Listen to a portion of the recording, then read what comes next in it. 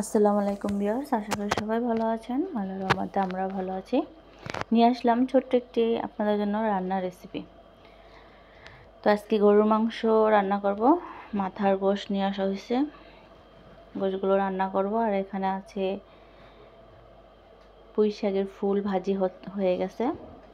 আর এই যে গোশতটাও সব বাইসা কাটতে গোসা নিয়ে হয়েছে, বসাই দেওয়া হয়েছে। তো গোশতটা আমি বসাই দিলাম।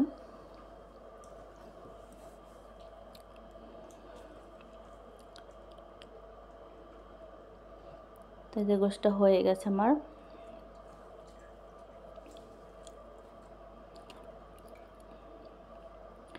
আর এখানে ভুড়ি আনা হয়েছিল, ভুড়িটা পরিষ্কার করে নিলাম, একদম ফ্রেশ।